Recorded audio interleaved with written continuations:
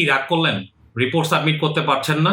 আপনারা যারা ডিআইএস পোর্টালে রিপোর্ট সাবমিট করতে যে এই মেসেজটা দেখছেন, এই প্রবলেমটা বেসিক্যালি সেই সব কোম্পানি ফেস করছে যাদের আইপি ইনফরমেশন ডিআইএস পোর্টালে দেওয়া নেই এবং জেনারেল ইনফোর মধ্যে এএসএন নাম্বার দেওয়া নেই। এই সংক্রান্ত একটি নির্দেশনা কিন্তু বিটিআরসি ইতিমধ্যে মেইল এবং বিভিন্ন গ্রুপে দিয়েছে। সুতরাং আপনার ডিএস পোর্টালে যেখানে আইপি ইনফরমেশন আছে এবং এএসএন নাম্বার দেওয়ার যে জায়গাটা আছে মানে জেনারেল ইনফোর মধ্যে, সেখানে আপনি যদি আপডেট করে দেন, এরপরে কিন্তু আপনি ডিএস পোর্টালের মাধ্যমে আপনার রিপোর্ট সাবমিট করতে পারবেন। চলুন আমরা দেখে আসি কিভাবে আপনি এই ইনফরমেশনগুলো আপডেট করবেন এবং কিভাবে রিপোর্ট সাবমিট করবেন। আমরা এখন আইপি অ্যালোকেশন ইনফরমেশনগুলো দিব, এই জন্য ওকে ক্লিক করবেন। দেন এরপরে এই যে অ্যাকশন আছে, এই অ্যাকশনে এখান থেকে এডিট যে অপশনটি আছে এখানে ক্লিক করবেন। করলে এই পেজটি ওপেন হবে। এই ফর্মে প্রথমে আছে টাইপ অফ আইপি। আপনার আইপিটি বেসিক্যালি কি ধরনের, আপনি কি আইপিটি পারচেজ করেছেন নাকি লিজ নিয়েছেন? টাইপ অফ আইপির মধ্যে দুইটা অপশন আছে, একটা হচ্ছে পারচেজ আর একটা হচ্ছে লিজ। পারচেজ বলতে বোঝাচ্ছে আপনি আপনার কোম্পানির নামে অ্যাপনিক থেকে সরাসরি আইপি নিয়েছেন, এটা হচ্ছে পারচেজ। আর লিজ বলতে বোঝাচ্ছে হচ্ছে আপনি আপনার কোম্পানির নামে না, অন্য কোনো কোম্পানি অলরেডি অ্যাপনিক থেকে আইপি নিয়েছে, তার কাছ থেকে আপনি যে আইপিটি নিয়ে ব্যবহার করছেন এটাকে লিজ বলা হয়। এটা আপনার অফিস টিম হতে পারে, অন্য কোনো আইএসপির কাছ থেকে আপনি নিতে পারেন। প্রথমে আমরা দেখব যদি পারচেজ হয়, মানে সরাসরি যদি আপনি আপনার কোম্পানির নামে আইপি অ্যাপনিক থেকে নিয়ে থাকেন, সেই ক্ষেত্রে আপনি কি করবেন? বাই ডিফল্ট এর মধ্যে কিন্তু পারচেজ এবং অ্যাপনিক সিলেক্ট করাই আছে। আমরা পারচেজ ডেট মানে কবে আপনি অ্যাপনিক থেকে আইপিটা নিয়েছেন সেই ডেটটা এইখান থেকে সিলেক্ট করে দিবেন।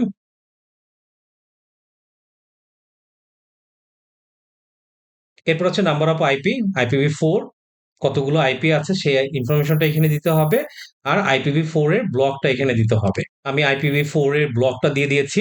এরপর হচ্ছে IPv6 এর ব্লকটা এখানে দিতে হবে। আপনি যদি IPv6 ব্যবহার না করে থাকেন সেক্ষেত্রে IPv6 না দিলেও চলবে। এখানে বেসিক্যালি আপনি যে আইপি ব্লকটি দিয়েছেন সেই আইপি ব্লকে কতগুলো আইপি হয় সেই আইপি সংখ্যাগুলো এখানে দিতে হবে। তো এই সাইডটা আপনি ফাঁকা রাখতেও পারেন, চাইলে আপনি হিসাব করে দিতেও পারেন।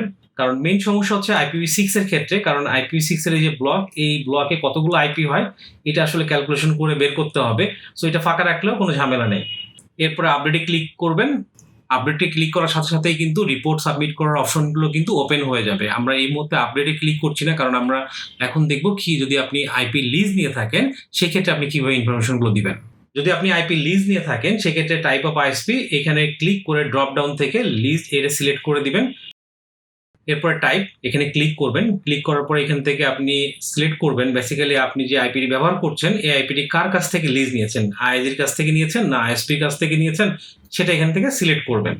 এরপর হচ্ছে লিজ ফ্রম, বেসিক্যালি আপনি যে আইপিটি লিজ নিয়েছেন, যার কাছ থেকে নিয়েছেন বা যে কোম্পানি থেকে নিয়েছেন সেই কোম্পানি এখানে সিলেক্ট করে দিবেন। আপনি স্ক্রল করে নিচে নামলে সেই কোম্পানিকে পেয়ে যাবেন, অথবা যদি আপনি এখানে টাইপ করেন সেই কোম্পানির নাম, সেই কোম্পানি কিন্তু চলে আসবে।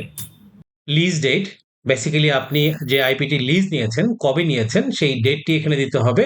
ডেটটি দেওয়ার জন্য আপনি এখানে ক্লিক করবেন। ক্লিক করলে ক্যালেন্ডারটি ওপেন হয়ে যাবে। সো আপনি যে ডেটে লিজ নিয়েছেন সেই ডেটটি সিলেক্ট করে দিবেন।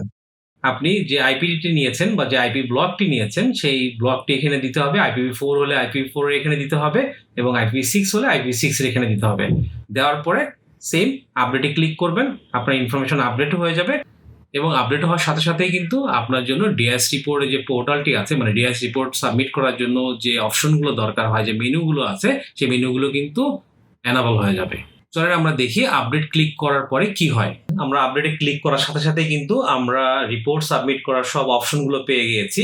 দেখেন up stream information, down stream information, সব ইনফরমেশনগুলো পেয়ে গিয়েছি। এখন আপনাদের দেখাবো এস কিভাবে আপডেট করবেন। জেনারেল ইনফোতে যাবেন। আমি আমার এস নাম্বারটি দিয়ে দিয়েছি।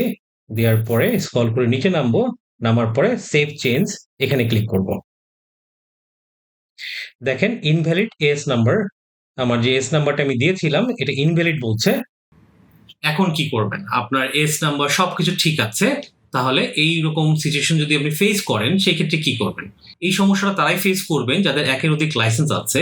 একের অধিক লাইসেন্স বলতে হচ্ছে বিশেষ করে ডিভিশন এবং থানা, এদের কিন্তু একের অধিক থানা আবার একের অধিক ডিভিশনও আছে। সো একের অধিক ডিভিশন এবং থানা হওয়ার কারণে কি হয়েছে, ডিআইএস পোর্টালও কিন্তু প্রত্যেকটা থানা অথবা ডিভিশনের জন্য কিন্তু আলাদা আলাদা ডিআইএস পোর্টাল আছে। তো আপনি যদি এক জায়গায় অলরেডি আপনার এস নাম্বার দিয়ে থাকেন, পরবর্তী কিন্তু অন্য পোর্টালে যে আপনি এস নাম্বারটি দিতে পারবেন না। তো এইটা ফাঁকা রাখলেও কিন্তু সমস্যা নেই, কারণ এখানে আপাতত ইনফরমেশন যদি না দেন সেই ক্ষেত্রে কিন্তু আপনি রিপোর্ট সাবমিট করতে পারবেন। আপনার বেসিক্যালি এখানে ম্যান্ডেটরি হয়ে দাঁড়িয়েছে আইপি ইনফরমেশনটা দেওয়া। যদি আইপি ইনফরমেশন দিয়ে থাকেন তাহলে কিন্তু আপনি রিপোর্ট সাবমিট করতে পারবেন। আর এটা যে ইরোরটা আছে হয়তো বিটিআরসি খুব দ্রুতই সলভ করে ফেলবে। দেখেন এখন যদি আমরা আপিস টিম ইনফো এইসব জায়গায় ক্লিক করি, আমাদের সবকিছু কিন্তু ওপেন হচ্ছে। আমরা কিন্তু এখন রিপোর্ট সাবমিট করতে পারবো।